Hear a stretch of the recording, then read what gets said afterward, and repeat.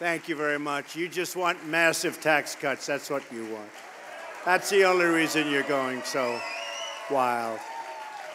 But it's wonderful to be back in the great state of Indiana. What a place. I want to thank Senator Todd Young, Senator Joe Donnelly, Representative Jackie Walorski, Representative Susan Brooks, and Representative Mike Messer for joining us today. Thank you very much. Thank you very much for being here. Appreciate it. I also want to thank members of my economic team, Secretary Stephen Mnuchin, and Director Gary Cohn for joining us as well. We appreciate it. Let me begin by saying that our hearts and prayers go out to the people of Puerto Rico and the Virgin Islands who are suffering in the wake of yet another catastrophic hurricane. I mean, their island was virtually destroyed. Federal agencies are working closely with local partners to help these communities get back on their feet as soon as possible. Texas, Florida, Louisiana are doing great, and the recovery process is happening very, very quickly.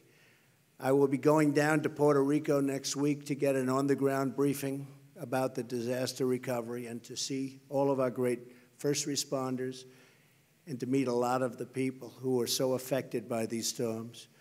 We are with you now, I tell them, and we will be there every step of the way until this job is done. It is truly catastrophic what happened in Puerto Rico.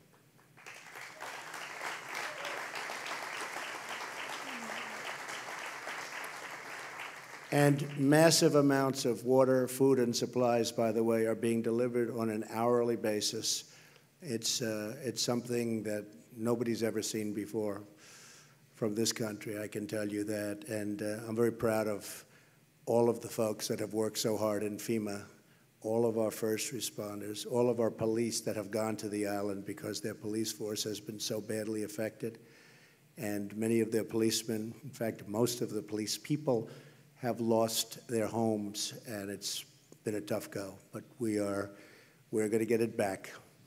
Before we go on to discuss the largest tax cut in our country's history, I also want to provide a brief update on health care. We have the votes on Graham Cassidy, but with the rules of reconciliation, we're up against a deadline of Friday, 2 days. That's just 2 days. And yes vote, Senator, we have a wonderful senator, great, great senator, who is a yes vote, but he's home recovering from a pretty tough situation. And with so many great features, including all of the block granting, the money to the states, et cetera, our health care plan is really going to be something excellent. It's going to be better managed for the people that it serves. Having local health care representatives is far better than having health care managed from Washington, D.C. Not even a contest.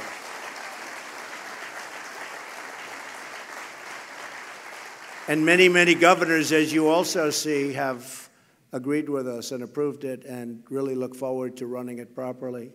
But again, because the reconciliation window is about to close, we have to wait a few months until it reopens before we take a vote. So we're getting all of the good signs from Alaska and the others to repeal and replace Obamacare. And I was hoping this would be put on my desk right after we won the election and I'd come in and sign, but it didn't work that way. There are a couple of people that I won't say anything.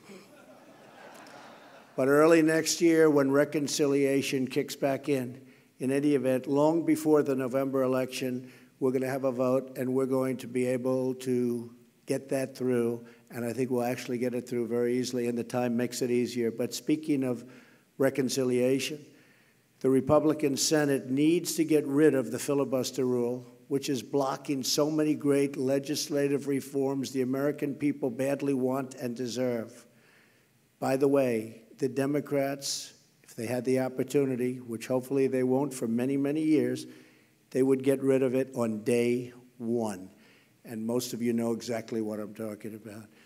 We're here today in Indiana to announce our framework to deliver historic tax relief to the American people.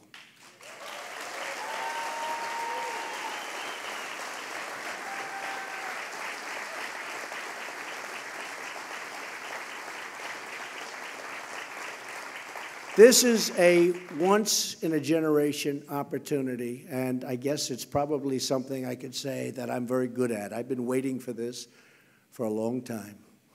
We're going to cut taxes for the middle class, make the tax code simpler and more fair for everyday Americans, and we are going to bring back the jobs and wealth that have left our country, and most people thought left our country for good.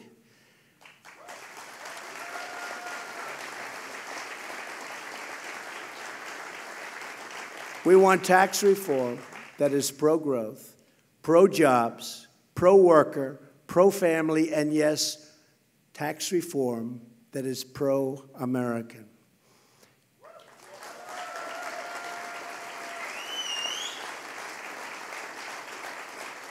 It's time to take care of our people, to rebuild our nation, and to fight for our great American workers.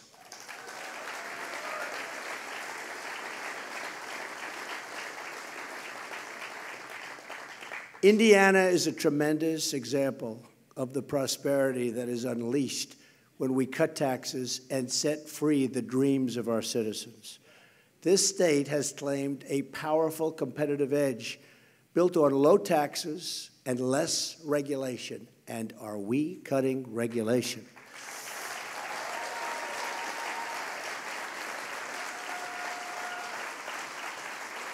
And businesses all across the country have taken notice. In recent years, Indiana has welcomed dozens of companies fleeing high taxes and high-tax states. Thousands of new jobs and massive capital investment have followed, meaning a better quality of life for the people of Indiana. All of this is possible because the people of this state have made a decision. They chose to make Indiana competitive again. They chose, and their choice was so important, it included electing a governor who you may have heard of, who signed the largest income tax cut in the state's history, our very, very terrific person and terrific Vice President, Mike Pence.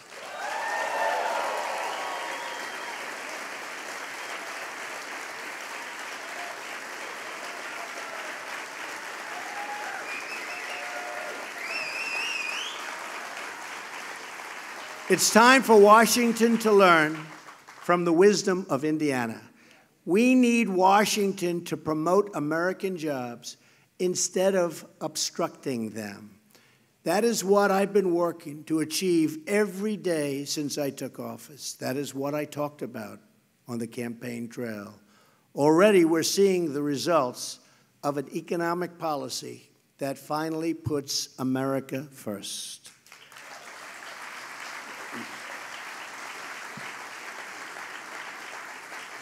Unemployment is at a 16-year low. Unemployment for African Americans is near its lowest point since the turn of the millennium. It's really a fantastic thing to see. Wages are rising. Optimism among manufacturers has reached all-time highs. GDP growth last quarter reached 3%, way ahead of schedule. Nobody thought that was going to happen for a long time.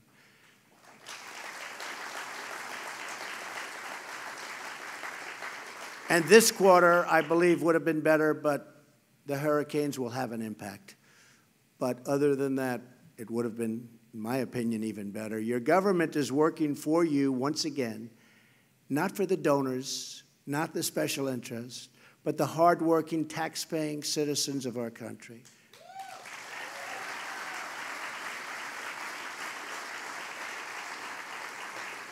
America is back on the right track, and I see so many red hats. Make America great again. That's what we're doing. Make America great again.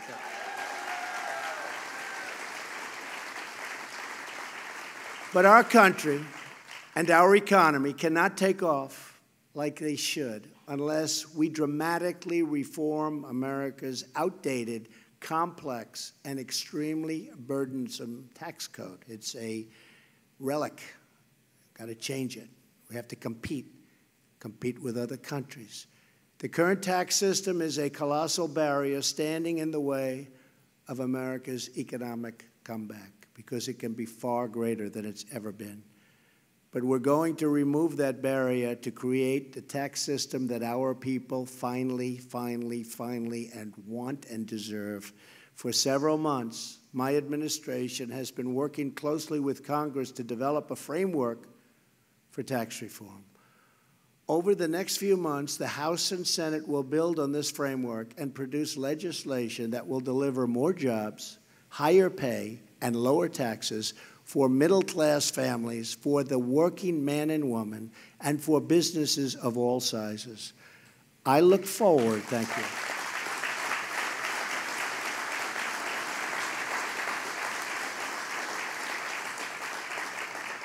I look forward to working with Congress to deliver these historic tax cuts and reforms to the American people. These tax cuts are significant. There's never been tax cuts like what we're talking about. Our framework is based on 4 key ideas. First, we will cut taxes for the everyday, hardworking Americans, the people that work so long, so hard, and they've been forgotten. But they're not forgotten anymore. I think we proved that on November 8th.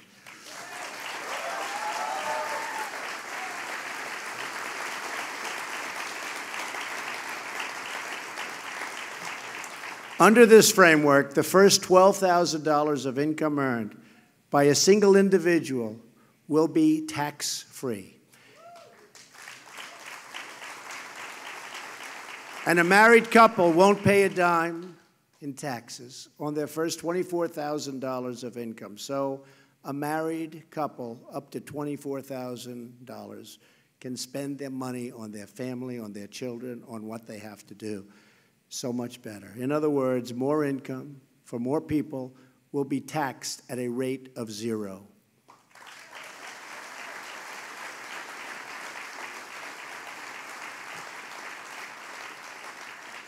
At this 0% rate, taxable income will be subject to just 3 tax rates of 12%, 25%, and 35%. Jonathan Blanton and his wife, Jamie, from Greentown, are here with us today. Where are they?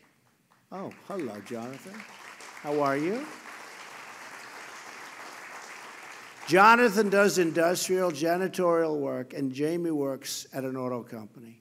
Together, they're raising 4 beautiful children, and last year they earned less than $90,000. Under our tax plan, they would have saved more than $1,000 and could be substantially more, and that's just on federal taxes. So they would have saved at least $1,000. Middle-income families will save even more money with an increased child tax credit for children under the age of 17, which so many families have been calling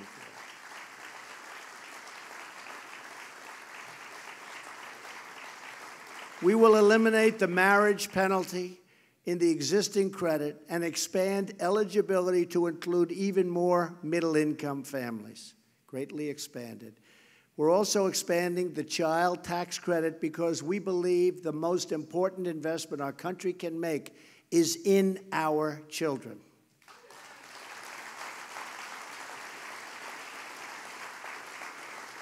And this is just one more critical way that we're targeting relief to working families. In addition, under our framework, those caring for the elderly loved, and we love these people, but we're caring and we take such care of the elderly and other adult dependents will receive financial relief in the form of a $500 tax credit.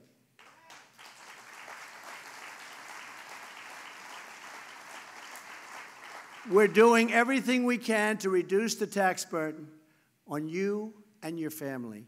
By eliminating tax breaks and loopholes, we will ensure that the benefits are focused on the middle class, the working men and women, not the highest income earners.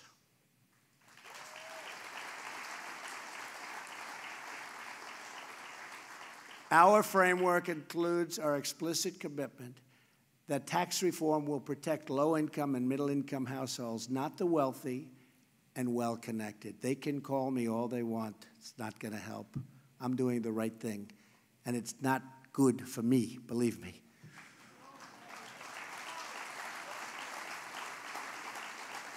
But what is good for me, not only as president and legacy, what is good for me is if everything takes off like a rocket ship, like it should have for 20 years. That's good for me. That's good for everyone. And that's what I think is going to happen.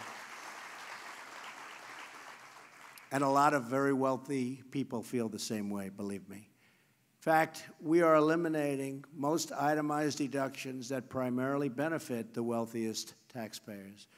We have also given Congress the flexibility to add an additional top rate on the very highest income earners to provide even more tax relief for working people. Second, our framework will make the tax code simple, fair, and easy to understand. Finally, Americans waste money.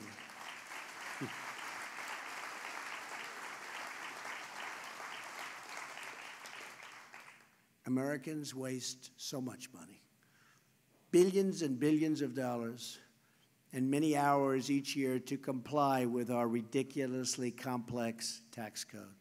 More than 90% of Americans use assistance to prepare their taxes.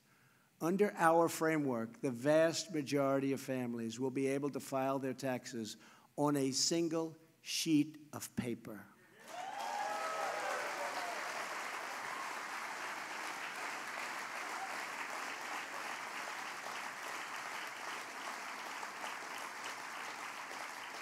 We are also repealing the Alternative Minimum Tax, or AMT.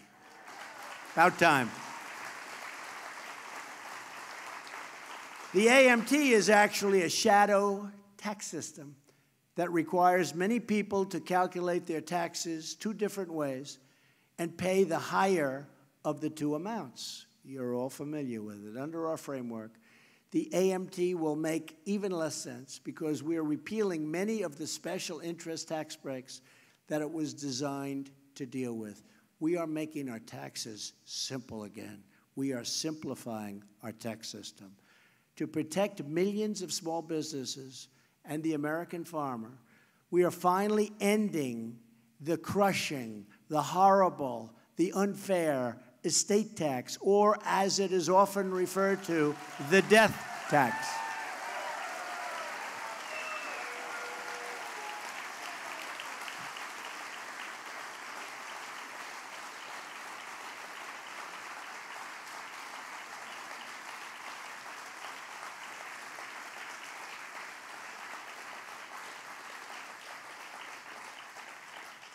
That means, especially for all of you with small businesses that are really tremendous businesses, you'll be able to leave them to your family, and your family won't have to run out and do a fire sale to try and get the money to pay the tax, lose the business, ends up going out of business.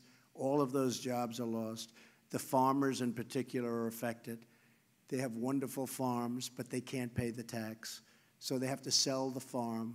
The people that buy it don't run it with love. They can't run it the same way, and it goes out. So that death tax is a disaster for this country and a disaster for so many small businesses and farmers, and we're getting rid of it.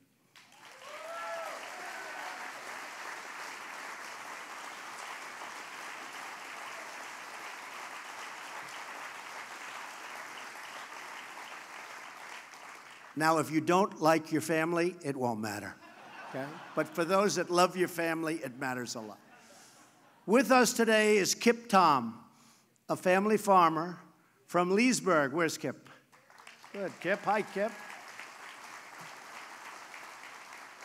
Who fears that his family's farming heritage, it's been a long time. How long, Kip?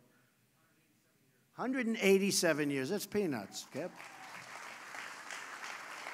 Wow, that's a long time. But that great heritage could come to an end because of the death tax or the estate tax, and could make it impossible for him to pass that legacy to his wonderful family. We're not going to let that happen. We are not going to allow the death tax to steal away the American dream from these great, great families, many of which are in this room today.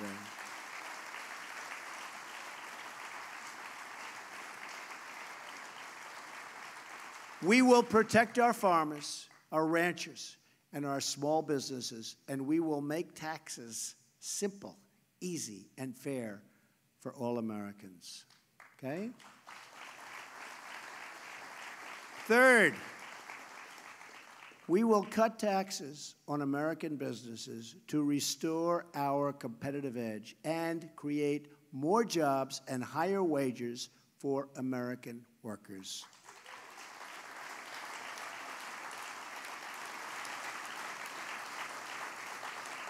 In Indiana, you have seen firsthand that cutting taxes on businesses makes your state more competitive and leads to more jobs and higher paychecks for your workers. Now, we want to do the same thing for America, making our country more competitive with other nations. And in many cases, those other nations are taking advantage of us in so many ways.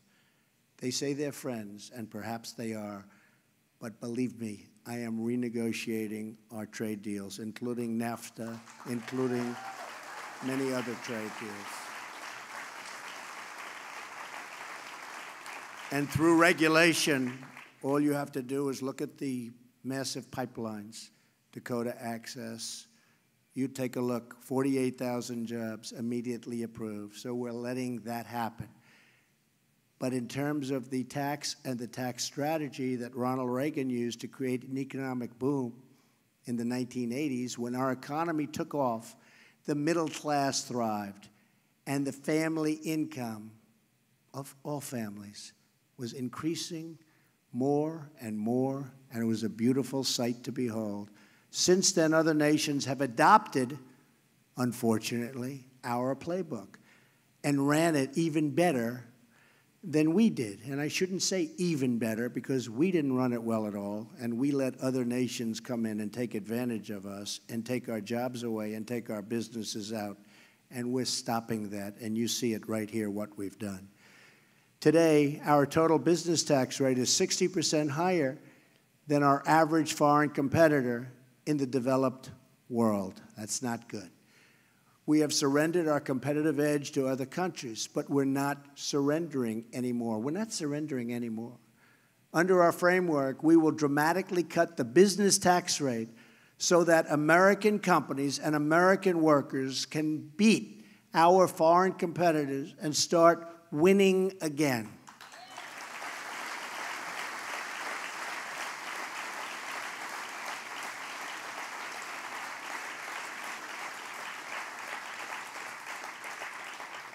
We will reduce the corporate tax rate to no higher than 20%.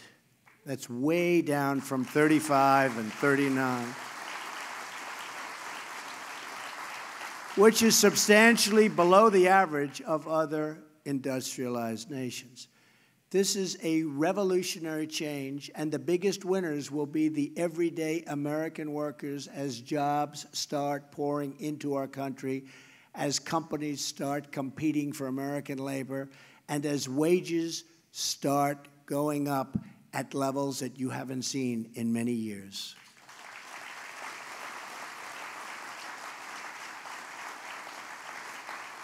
When our companies move to other countries, it's our loyal American workers who get hurt. And when companies stay in America and come to America, it's our wonderful workers who reap the rewards. And I just left the United Nations last week, and I was told by one of the most powerful leaders of the world that they are going to be announcing in the not-too-distant future 5 major factories in the United States, between increasing and new, 5. You'll be hearing about that very soon. And I said, thank you very much. And he said, you know what? It's starting to happen in the United States. It's starting to happen. So I just wanted to let you know that. I promised I wouldn't say who. I'll keep my word, okay? Unless you force me. Members of both parties, it happens to be in the automobile industry, that's a good industry. Members of both parties should agree that we need a tax code that keeps jobs in our country and brings jobs back to our country.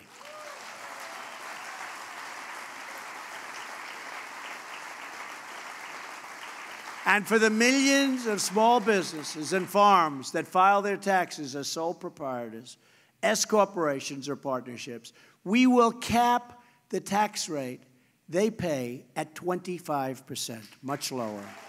Big difference. This will be the lowest top marginal income tax rate for small and mid-sized businesses in this country in more than 80 years. To give businesses even more reason to boost their investment in America, for the next 5 years, our framework will allow to fully write off, listen to this, the cost of equipment in the year they buy it. That is big. And that's instead of having to take deductions and deduct the cost over a long period of time. Now, that's called incentive. That's called incentive. This will be tremendously important to help American businesses afford the heavy industrial machinery and other capital investments they need to grow big and grow strong. Joining us today is John Gannon, the owner of a custom wood fencing and deck construction company in Indianapolis. John is the father of 9 children and recently celebrated his 35th wedding anniversary. Congratulations, John.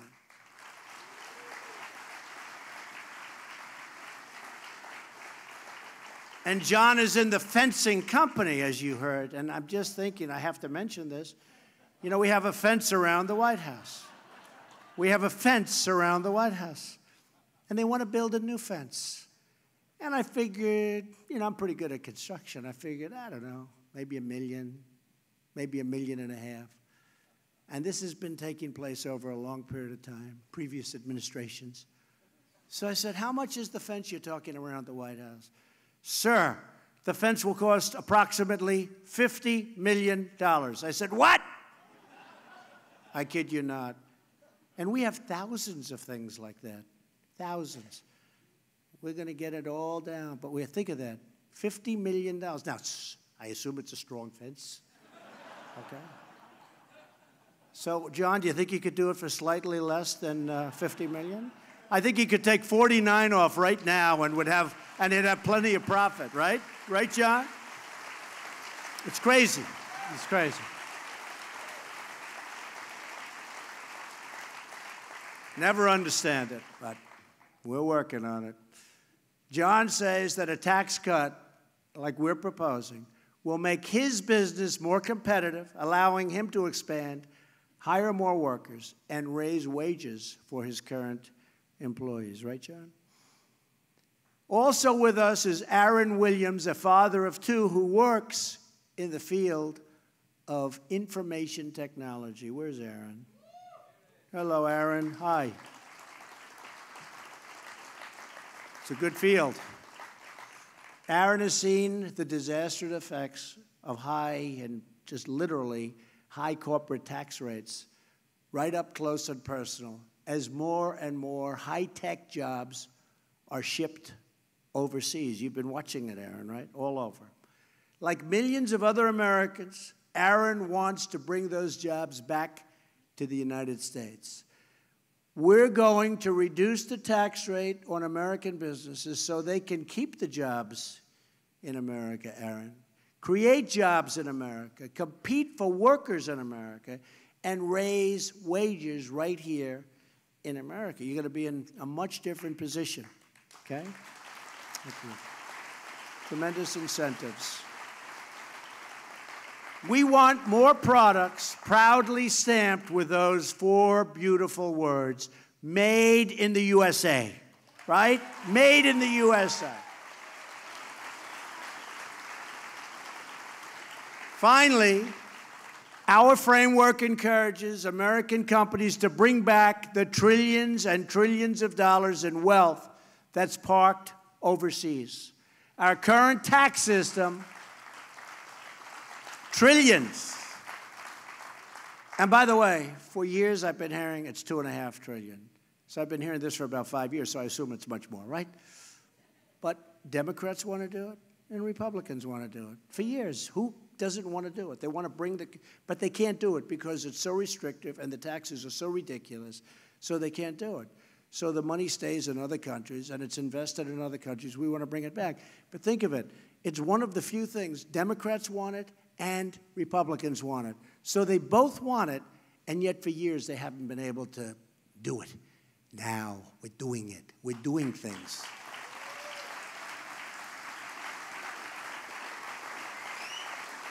You know, it's one thing when we want a health care and they want a health care and there's a dispute, but here's something everybody wants and they can't do it. So you can tell you that there's a broken system in D.C., but we're getting it fixed I think, rather rapidly. You'll be seeing that over the next few months.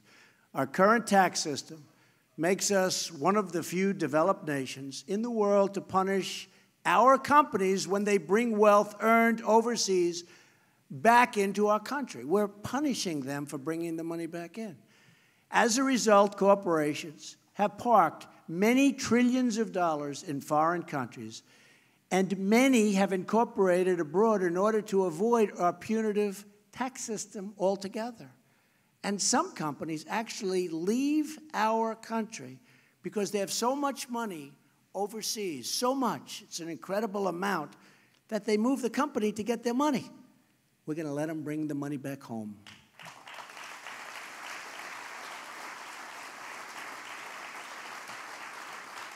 Our framework will stop punishing companies for keeping their headquarters in the United States. We're punishing companies under our codes for being in the United States.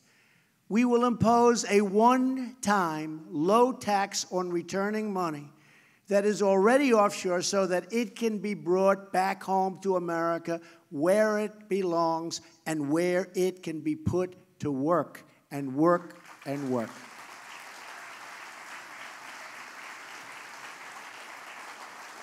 The framework I've just described represents a once-in-a-generation opportunity to reduce taxes, rebuild our economy, and restore America's competitive edge, finally.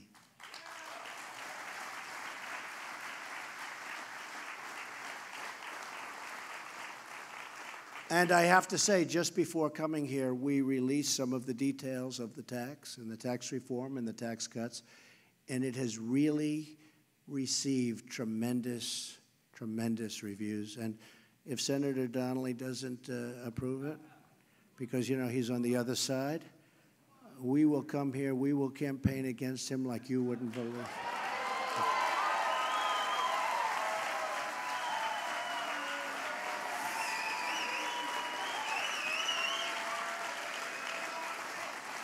I think they're going to approve it. I think we'll have numerous Democrats come across, because it's the right thing to do. These reforms will be a dramatic change from a failed tax system that encourages American businesses to ship jobs to foreign countries that have much lower tax rates. That's what we can't do.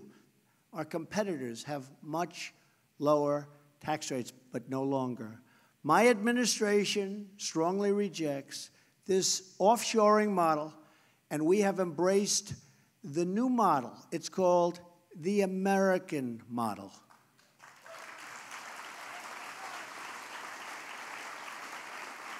Under the American model, we are reducing burdens on our businesses as long as they do business in our country. That's what we want.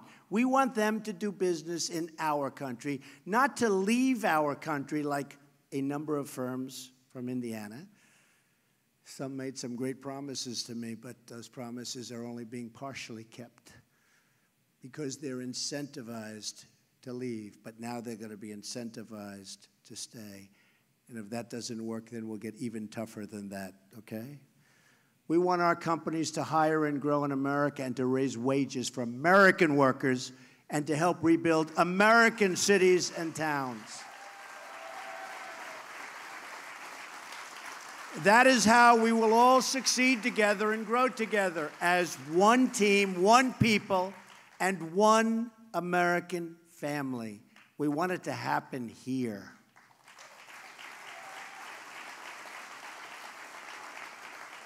Tax reform has not historically been a partisan issue, and it does not have to be a partisan issue today. I really believe we're going to have numerous Democrats come over and sign because it's the right thing to do. I believe that it's the right thing to do, and I know many of them, and they're telling me it is the right thing to do. President Reagan's tax cuts were passed with significant bipartisan majorities at a time when there was a Democrat majority in the House and a Democrat speaker, Tip O'Neill. Before that, Democrat President John F. Kennedy championed tax cuts that surged the economy and massively reduced unemployment. As President Kennedy very wisely said, the single most important fiscal weapon available to strengthen the national economy is the federal tax policy. The right kind of tax cut at the right time, this is the right time, is the most effective measure that this government could take to spur our economy forward. That was President Kennedy.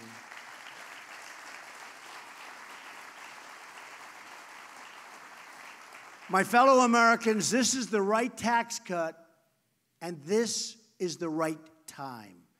Democrats and Republicans in Congress should come together, finally, to deliver this giant win for the American people and begin middle-class miracle. It's called a middle-class miracle once again. It's also called a miracle for our great companies, a miracle for the middle class, for the working person. I truly believe that many Democrats want to support our plan, and with enough encouragement from the American people, they will find the courage to do what is right for our great country.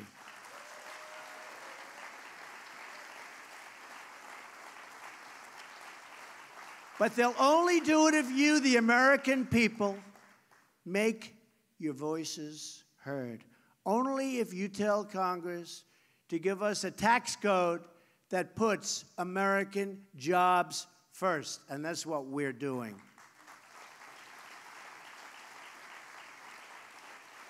History has proven time and time again that there is no power on earth more awesome than the will of the American people.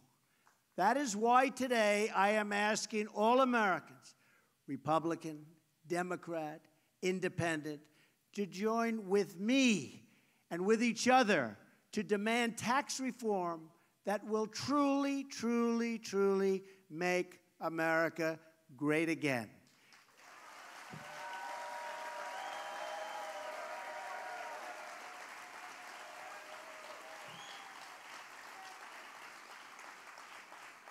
Call your congressmen, call your senators, let them know you're watching. Let them know you're waiting. Tell them that today is the day for decision, that now is the time to heal this self-inflicted economic wound, and that with their action, the future will belong to all of us. If you demand it, the politicians will listen. They will answer, and they will act. And someday, many years from now, our children and our grandchildren will remember this moment in history as the time when ordinary Americans took control of their destiny and chose a future of American patriotism, prosperity, and pride.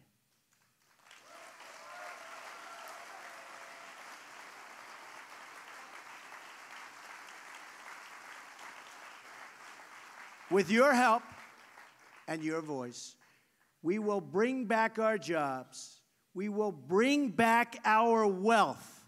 And for every citizen across this land, we will bring back our great American dreams. Thank you. God bless you. And God bless the United States of America. Thank you. Thank you.